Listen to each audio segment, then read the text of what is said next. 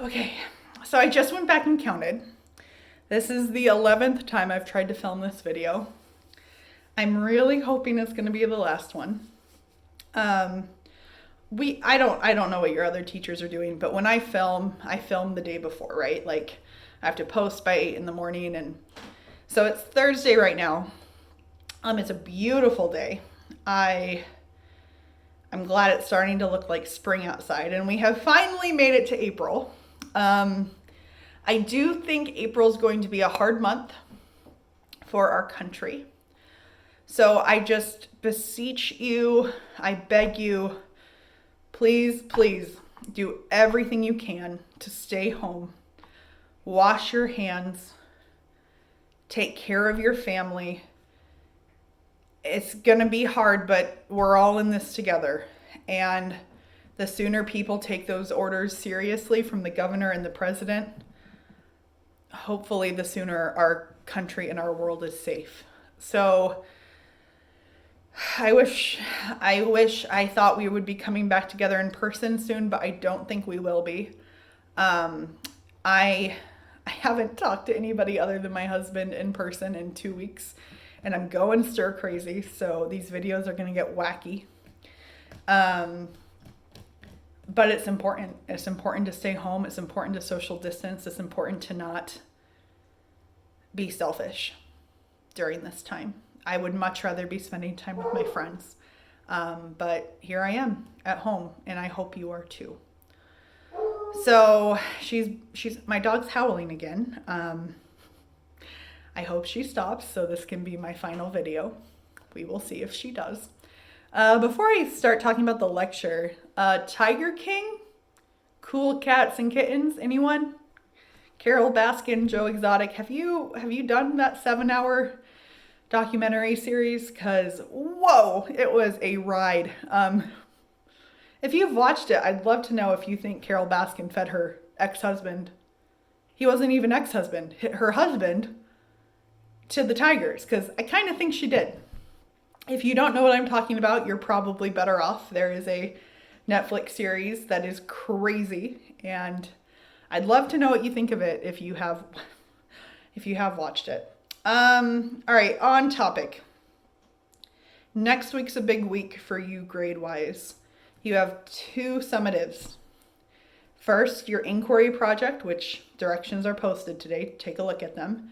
And second, your test. So inquiry-wise, now I mentioned this, I'm filming on Thursday, so my office hours start in like 30 minutes. I haven't had that last time for people to come in and check with me. But right now, there's still quite a few people who haven't talked to me via Google Meets about their inquiry question, and I want you to hear this. It is a grade. If you did not talk to me about your inquiry question, you will get a 0 in the grade book. If in the future, expect there will be other times where I require would be the right word, require you to come talk to me about something. You have to. Like I give you multiple times, I give you multiple dates. That's an expectation I can have, and I don't want it to hurt your grade, but I need to talk to some of you. So please, please, please make sure you are carving out time to come in when it is required to talk to me. If you did not get your question approved, please contact me before doing your project, because I would hate for you to do your project on a question that doesn't count. So again, where that all started, your inquiry project is due on Wednesday, and the directions are posted on Classroom for today. Reach out if you have questions. It is a summative grade, thinking 15 summative points, which doesn't seem like a lot, but your test is only 30. So it's half of a test grade. It's one of the reasons we're doing the inquiry project is to help with your summative grade. So make sure you do it and you do it well. So Wednesday, April 8th. Yes, Wednesday, April 8th, your inquiry project is due at 11:59 p.m. Thursday, your test is due. It's Enduring Understandings. It's 30 points because there's 3 of them. Make sure you're looking at those, okay? We've covered 2 of them. as far as things you can use to answer the questions. So please make sure you're looking at those and preparing for your test, because it's next Thursdays. From the day you're watching this, it's 6 days. I'll post it on Classroom in the morning. It'll be due 11:59 on Thursday, and then we'll be on spring break. So, okay, content-wise. Fingers crossed she stopped barking. So, apparently my lecture to my dog before I did this video worked. Knock on wood. All right, so I shouldn't have knocked. Okay, she didn't hear it. So, I'm going squirrely, guys. What is the Arab Spring? Well, it's the last thing we're going to talk about this unit. Today is Arab Spring, like what is it? And then Arab Spring in Egypt. Tomorrow, nope, scratch that. Monday is Arab Spring in Libya. Yeah, Arab Spring in Libya. And then Tuesday is our last content day, and that's Arab Spring in Syria. So the Arab Spring, like the shortest, easiest way to think of this is the Arab Spring is revolutions. We have spent so much time looking at revolutions, right? Like from the French Revolution to all the liberal revolutions we looked at to the revolutions in Africa. I mean, we're right back. We're right back to revolutions. People attempting to overthrow their governments. What makes these ones different is this happened 9 years ago. A lot of these haven't been settled. They happen all across the Middle East and North Africa. If you look ahead in the slideshow, you'll see a map showing you, I mean, this isn't even all of them, like Bahrain, Yemen, Iraq, Jordan, Morocco, Algeria, Oman, Kuwait, Lebanon, Syria, Egypt, Libya, Sudan. And some people even argue that the Occupy Wall Street movement was in response to these revolutions. So it happens across the Middle East and North Africa. Why? Why does it happen? We can narrow it down to 6 things.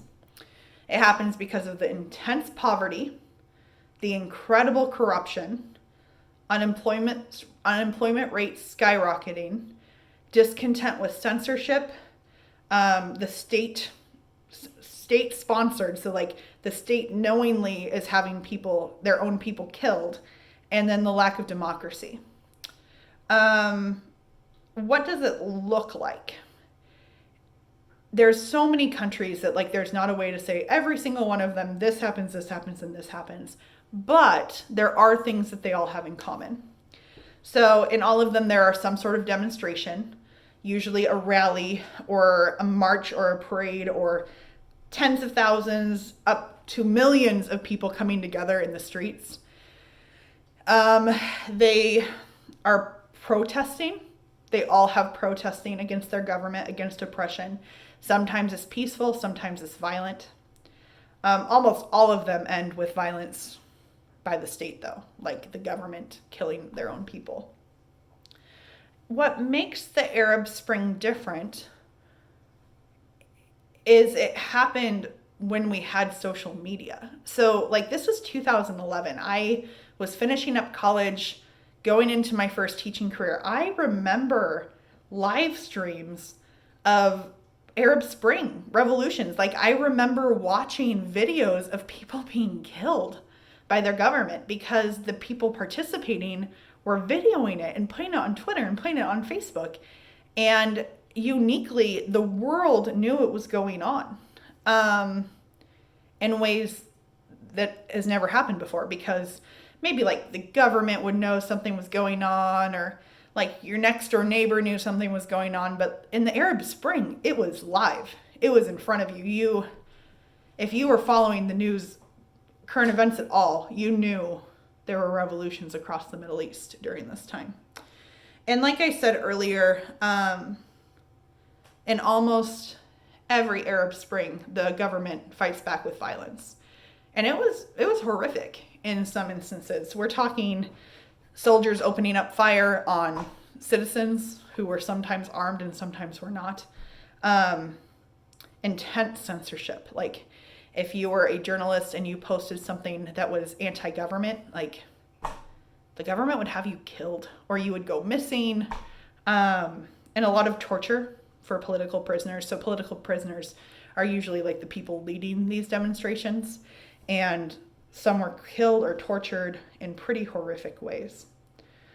So that's the Arab Spring in brief. The video I posted today does a better job talking about the Arab Spring overall. But I want to talk about Egypt. So it starts in January of 2011, January 25th, protests break out, and they're protesting Mubarak. And Mubarak is the leader of Egypt, and he is unpopular for a lot of reasons. The clashes develop in Tahrir Square, which is, Tahrir is the capital of Egypt, I think. I'll fact check myself, but I'm not starting this video over. All right, I don't know if Tahrir is the capital. I think it is. No, Cairo is. Regardless, Tahrir Square is where the protests start off, and it's the epicenter of the revolt. It's where the most fighting happens, it's where the most deaths occur, and a lot of the deaths like aren't with guns, it's with throwing stones. So it's pretty barbaric and it's pretty horrific. So it starts in January of 2011, and really it all gets violent when an Egyptian soldier fires his gun into the air to try to break up the protesting. And, okay, I have it in my notes here. So Tahrir Square is in the heart of Cairo. Okay, so this is in the capital of Egypt. I just misspoke earlier. And so this square becomes a symbol of the protests, and over time, more and more people start to like come out to the square and protest Mubarak.